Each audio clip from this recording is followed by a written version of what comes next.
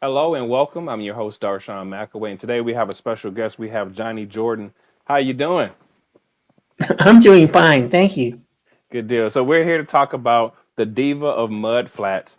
Tell me, why did you decide to come out with this particular book?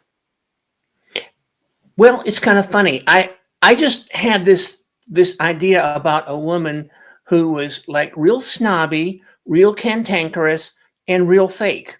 But she had an exceptional talent. She was one of the greatest opera singers in the known universe. So she was, and basically, I just wrote the whole book around her character. How can I make her, not lovable, and yet and still turn this into a rom-com? So how long have you been sitting on this idea? Actually, not long. I do have plenty of book ideas that I do sit on. Sometimes I even start them and put them on the shelf and come back later, but no, this was a pretty clean idea. I had it, and as I wrote it, it just each of the characters were so unique. They just kind of expanded and took it in different directions. So writing this particular type of book, how do you develop the characters? Like, what's your structure in developing the characters? Well, I'm not I'm not super trained. I took creative writing in college, but that was a long time ago, and Uh, it was about just writing and reading what you wrote and learning from your mistakes. We never really talked about the structure or plot development or things like that. So I just kind of came upon that on my own, okay. and for this book, I just started adding interesting characters, which is why this book has I told you she's an opera singer. She lands on a moon, which is actually a dude ranch that is shaped after Earth Wild West. So there's cowboys. There's and there's famous. The cowboys take famous names, but then there's also these uh, like Chicago style gangsters, old 40s, 30s style gangsters that come into the story. There's a pirate, and there's if you remember back far enough, Mission Impossible would Hmm. put together these specialized crews. And if they needed somebody who's really tall or somebody who's really short or somebody who's really fast, they just put these crews together. Well, I've got a crew like that comes into it, and I just had a blast writing it. Yeah, it sounds fun reading the description, and then anything that's a rom com. I can just imagine the comedy in it and the little bit of the romance that's trying to happen. So, when did you get started in writing? Well, I actually started in about 1973. Okay. Um, and I wrote all through high school. I wrote all through college. But I also acted.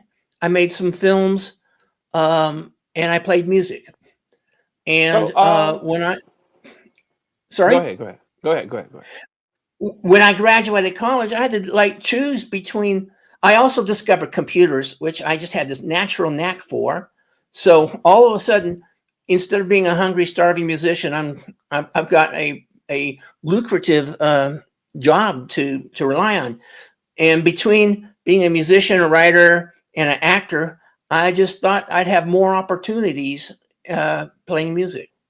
So I started playing music, and I didn't return to writing until maybe around 2010. Okay.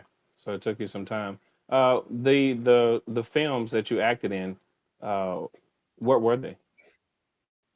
Oh, college films, Oh. Romeo and Juliet, you know, and we did a film in high school called Mission Improbable, and and it was, as always, Mr. Phelps. Should you or any of your MR force be caught or killed, the secretary will devour any knowledge of your actions.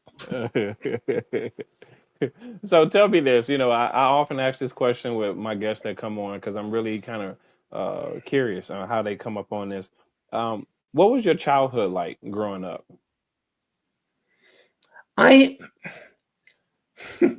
I was the kid that I was autistic and nobody knew it or nobody said it. But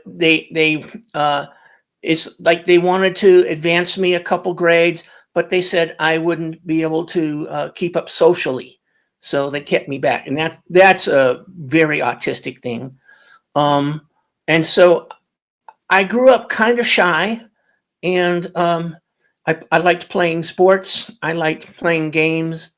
Um, and when I was in high school, and they first invented calculators, Hmm. and I started learning to play some kind of calculator games. We used to do silly stuff with a four banger, um, but that was, it was I was not the popular kid, just but I was always the smart one, and they I would help to help my classmates. I would Yeah. help them with their schoolwork. So, thinking back on your life, not that you regret anything, but if there's something, is there something in your past that you think that you could change that will, how can I say this? What in your past would you change that you think would be more positive in your life now? Mm. You know, I have thought of that before, and there are things that I would change. But if I had done that, if I were to go back and change it, I wouldn't have met my fiance, who I'm currently crazy about, and so I don't think I would change anything. Got you. Because I often think of that as well. And the reason I ask that question is because I be thinking I can change something, and I go, well, if I change that part, then I probably wouldn't have had a kid, or I probably wouldn't have did this. So it's like, I guess it's Yeah, wishful thinking at times. yeah. I mean, Wishful thinking. I suppose it'd be safe if I could say I could go back there, and I wish I had invested in Google and Apple, but Right. Yeah. Yeah. Yeah. Because they were definitely on the rise some time ago, and they still are. All right. So putting these books together, do you often think of them as making it to the silver screen, going to the movies, or going to film? I do, I do. Okay. It's a dream, and I've had some reviews. A magazine reviewer who Okay. said that my style is somewhat cinematic, Okay. and I when they said that, I thought, yeah, that's right. I Yeah. I, I have scene cuts and back and forth, and I allow the reader to judge how much time goes past by how many things are going on all at one time. Yeah. Yeah, I mean, I tell you what, looking at the book, it sounds very interesting, and I really expect a lot of people to go purchase it and definitely check it out. I know a lot of people that listen to my particular platform, they love to hear from different authors to find out exactly what they're writing about and why did they write this. So this one sounds very interesting. I can tell by the way you put it together that it probably has like a little laughing moments in there, quite a few. When you do your book, I guess your book readings, what have people been saying about it? The character development, and I'll be honest with you, I thought in laying out the environment, but my character development is right on. It draws them into the story that I build, the world building. So This they book also was say that I released, have a lot of action. right. So this book was released February. Book number what for you? Well, I've actually, but I've taken them all off the market, and I'm re-releasing them now, and I number 6. Okay. Okay. So you're doing a rebranding. I created my own imprint, so I got my own publishing company, Yeah. and covers. But everyone says Yeah, So new yeah, covers. yeah. No, I hear you. I understand this. Sometimes we have to take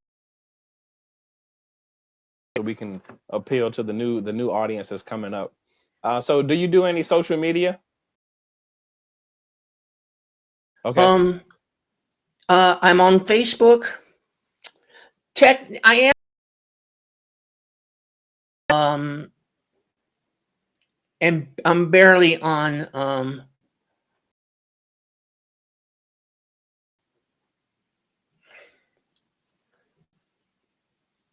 on TikTok. I have read a lot of poems. Okay, My poems. And that was a days. These days, I'm mostly and I've got. I think I've got about 3,300 followers, and I will be going back to doing more videos with TikTok. I was just waiting. I've got a surgical scar. I was waiting for that to kind of clear up and okay, before I go back. gotcha, gotcha. Right. Well, let's tell everybody what your social media is, and see if we can get some people to follow you some more. Oh, excellent. I am Jonni_Jordyn. That's Johnny with an I and Jordan with a Y.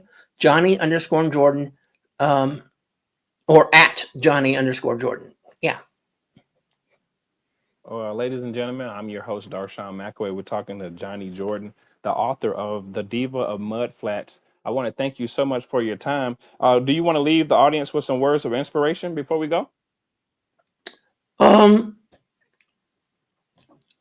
please. I don't want to say go buy my book. Buy my book. No, but I am hoping that some of you that read it will leave a review because I am getting all positive reviews, and I'm just hoping that that this will find its audience, make that niche.